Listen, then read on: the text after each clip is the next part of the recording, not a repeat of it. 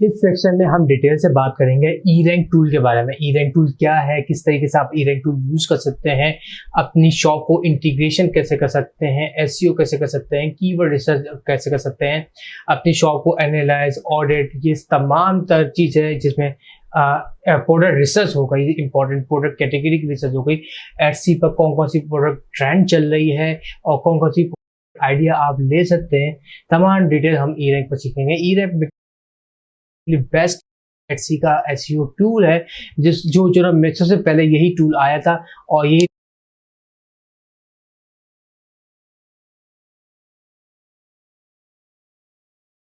Recommendation है कि इसमें इसके पास काफी एटसी का ऑथेंटिक डेटा अवेलेबल है।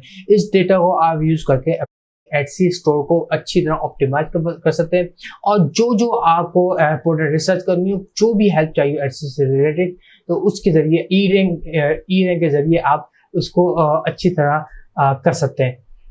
दूसरे लफ्ज़ों में कहा जाए तो ई रैंक एक बेसिकली परफॉर्मेंस एनालिटिकल टूल है जो एटसी की पूरी परफॉर्मेंस को मैनेज करता है, ऑडिट करता है, आपको रिपोर्ट जनरेट करके देता है। अच्छा, इस वक्त आप कंप्यूटर स्क्रीन पर डैशबोर्ड देख रहे हैं ई रैंक का। लेफ्ट साइड पर आप देख रहे हैं लिस्टिंग ऑप्टिमाइजेशन का ऑप्शन आ रहा है। लिस्टिंग ऑप्टिमाइजेशन में बेसिकली आपकी जो ई रैंक से जो ना एटसी स्टोर कनेक्ट हुआ है उसको जो ना उसकी लिस्टिंग को ऑप्टिमाइज करता है, उसकी एनालिटिकल पूरी रिपोर्ट आपको जनरेट करके देता है और उसमें आप देख सकते हैं कि आपकी लिस्टिंग की पोजीशन क्या है। लेफ्ट साइड पर लिस्टिंग ऑप्टिमाइजेशन का हम ऑप्शन खोलेंगे तो पहला ऑप्शन आ रहा है लिस्टिंग ऑडिट का। अच्छा, लिस्टिंग ऑडिट में आपको बेसिकली ग्रेडिंग पॉलिसी देता है एटसी जो ना हर जो ना लिस्टिंग को एक ग्रेडिंग पॉलिसी देता है। एटसी की जो ना अगर आप एक एक चीज़ को फिल करेंगे, जैसे कि इमेजेस से 10 इमेजेस अगर 10 की 10 आपने इनपुट की हुई है, डिस्क्रिप्शन पूरी ऐड की हुई है, टाइटल्स डाले हुए हैं, एट्रीब्यूट डाले हुए हैं, 30 मेटा कीवर्ड डाले हुए हैं, हर चीज़ जो ना 100% एटसी के मुताबिक की हुई है, तो उसकी जो ना ए ग्रेड आ जाएगा। अदरवाइज अगर जो ना 10 इमेजेस की जगह आपने 4 इमेज डाले हैं, डिस्क्रिप्शन जो ना एटसी के मुताबिक नहीं डाली हुई और टाइटल्स कम डाले हुए हैं या पे जो ना मेटा कीवर्ड्स नहीं डाले हुए, जो ना चीज़ें कम होंगी तो उसकी ग्रेडिंग पॉलिसी लो होकर ई रैंक आपको दिखा देगा। ई रैंक की grading policy according to Etsy terms and condition and rules को फॉलो करते हुए बनाई जाती है। ई रैंक कहता है कि एटसी ने बोला है कि अपनी लिस्टिंग को 100% जो ना आप फिल करें, राइट। जो एटसी की जो रिक्वायरमेंट उसको फिल करें तो उसके हिसाब से ई रैंक जो ना आपको ग्रेडिंग पॉलिसी दे देता है। आपके सामने बी ग्रेड, ए ग्रेड, ये सी ग्रेड, ये वही लिस्टिंग पॉलिसी है जो ई रैंक ने दी है एटसी की रूल्स एंड रेगुलेशन को फॉलो करते हुए। लेफ्ट साइड पर लिखा हुआ है हेल्थ चेकर। हेल्थ चेक जो ना हम क्लिक करेंगे तो ये आपकी लिस्टिंग की पूरी जो ना हेल्थ चेक कर देगा कि आपकी लिस्टिंग की क्या पोजीशन है। तो हेल्थ चेक में जो ना आपकी पूरी लिस्टिंग को ये एनालाइज कर देगा कि इसमें जो ना कोई मिसिंग इमेजेस तो नहीं है, कोई मिसिंग एट्रीब्यूट्स तो नहीं है, कोई मिसिंग मेटा कीवर्ड्स तो नहीं है। तो ये तमाम चीज़ें ना ऐसी रूल्स एंड रेगुलेशन को फॉलो करते हुए आपको पूरी हेल्थ चेक को देगा। इसमें जो लिस्टिंग में जैसे कि 1 इमेज मिसिंग है या फिर स्पेलिंग इशूज़ हैं या फिर टैग इशूज़ है, जैसे 1 टैग मना करता है, 1 कीवर्ड मत यूज़ करें, मल्टीपल कीवर्ड यूज़ करें। जैसे मेटा कीवर्ड्स आप लिख रहे हैं, 1 कीवर्ड का मेटा कीवर्ड मत लिखें, कम से कम एक मेटा कीवर्ड में 2 वर्ड्स होने चाहिए, राइट। तो इस हिसाब से जो है ये आपको पूरी रिपोर्ट जनरेट कर दे देगा, तो आपकी हेल्थ चेक हो जाएगी एटसी की। एआई लिस्टिंग हेल्पर ये है कि अगर आपको जो ना एआई की मदद से अपनी जो ना टाइटल्स लिखवाना है, डिस्क्रिप्शन को ऑप्टिमाइज करवाना है या लिखवाना है डिस्क्रिप्शन को और या फिर मेटा कीवर्ड्स लिखवाने, तो एआई की हेल्प, एआई के जरिए आप जो है लिखवा सकते हैं। इसमें सिंपली आपको डिस्क्रिप्शन लिखना है और सपोज में हम जो है यहाँ पर जो ना पूरी डिस्क्रिप्शन आपको लिख कर दे रहे हैं कि किस तरीके से आप डिस्क्रिप्शन लिख सकते हैं। डिस्क्रिप्शन छोटी मोटी लिख के ही आपको पूरी टाइटल्स, मेटा कीवर्ड्स हर चीज़ जनरेट कर देगा।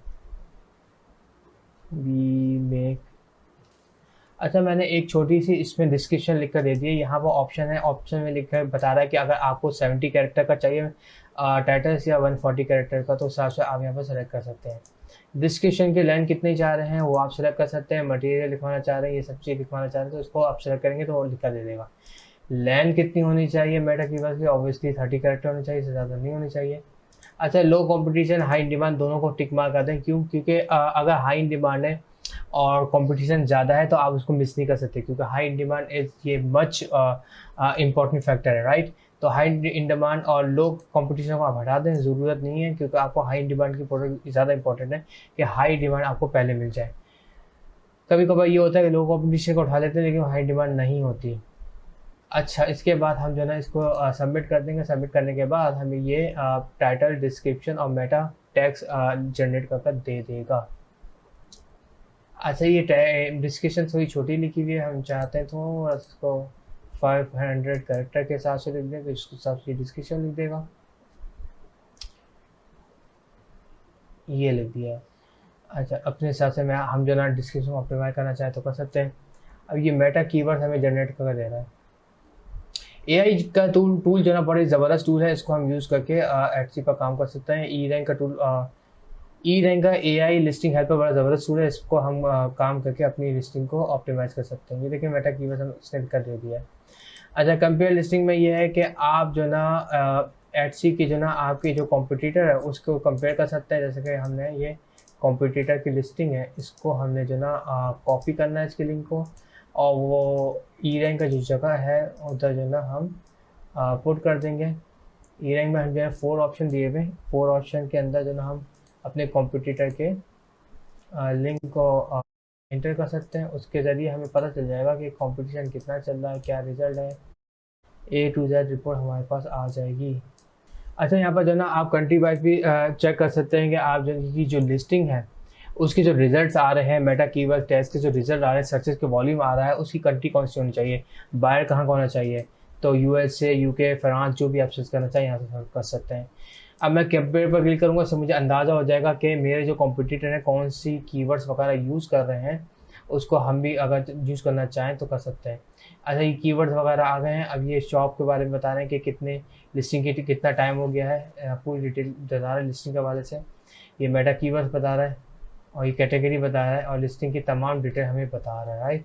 तो इस तरीके से आप अपनी लिस्टिंग को पूरी ऑप्टिमाइज़ कर सकते हैं, चेक कर सकते हैं, और आपको पूरा रिजल्ट मिल जाएगा।